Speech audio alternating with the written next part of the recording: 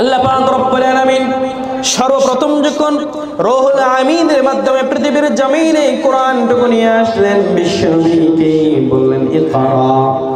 বিশ্বনবী পড়তেছেন না, আবার বললেন ইকরা, আবার বললেন ইকরা।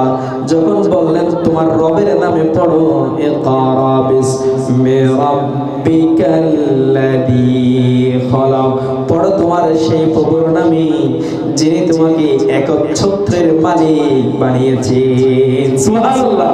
কি পড়ো? কোরআন পড়ো। কি পড়ো? কোরআন পড়ো। কোন কোরআন পড়বে তুমি?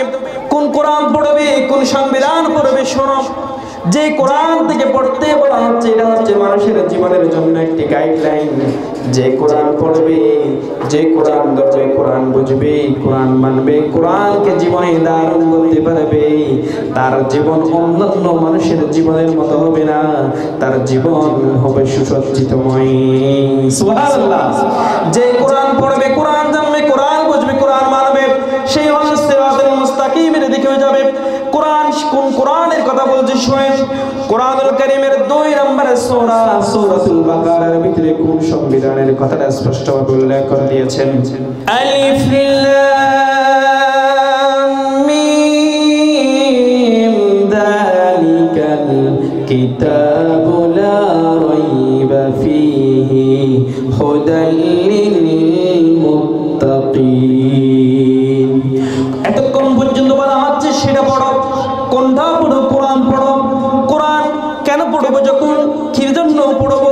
কোরআনের মধ্যে কোনো ভুল ত্রুটি আছে কিনা আল্লাহ পাক রব্বুল আলামিন সেই কথার চ্যালেঞ্জ করে দিয়ে বলছেন, শোনো, যালিকাল কিতাব, ও যে কিতাবের কথা বলছি, লা রাইবা ফীহি, এই কিতাবের ভিতরে বিন্দু মাত্র সন্দেহের অবকাশ নাই। আল্লাহু আকবার। কোন কিতাবের কথা বলছে শোনো। পৃথিবীর জমিনে যত কিতাবগুলো ছিল, পৃথিবীর জমিনে যত কিতাব এসেছে, পৃথিবীর জমিনে মানুষের গড়া যত সংবিধান রচিত হয়েছে, কিছুদিন যাওয়ার পর সেই সংবিধানটা পরিবর্তন করতে হয়, সেই সংবিধানের সংশোধন করতে হয়, এক এক সময় এক একটা সংযোজন বিয়োজন করতে হয়।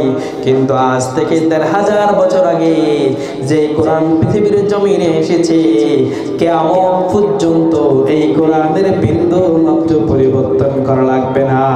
সুবহানাল্লাহ। কোরআন জানো, কোরআন পড়ো, কোরআন মানো, কারণ এই কোরআন হচ্ছে তোমার জীবনের জন্য একটি গাইডলাইন।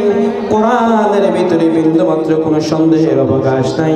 এই কোরআন তুমি মানো, কারা যদি কোরআন যদি মানো, তোমার জীবনটা পরিবর্তন হয়ে যাবে। এরপরের অংশ বলা হচ্ছে যালিকাল কিতাবু লা রাইবা ফীহি হুদাল লিল মুত্তাকিন। এটা হচ্ছে মুত্তাকিদের জন্য পথ প্রদর্শক। যারা জান্নাতে যেতে চাইবে, জান্নাত যারা চাইবে, সিরাতুল মুস্তাকিমে যারা যেতে চাইবে, তাদের জন্য হচ্ছে এই কোরআন। তাহলে এই কথাটা দ্বারা বোঝা যাচ্ছে, যারা জান্নাতে যেতে চায়, আল্লাহর পথে যেতে চায়, তাদের জন্য এই কোরআন। তাদের জন্য কি? তাহলে কোরআন ধরলে, কোরআন পড়লে, কোরআন মানলে কোন পথে যাব? সিরাতুল মুস্তাকিম, সঠিক পথে আমরা যাব, আল্লাহর পথে যাব, জান্নাতের পথে যাব। ঠিক কিনা বলবেন? এজন্য আল্লাহ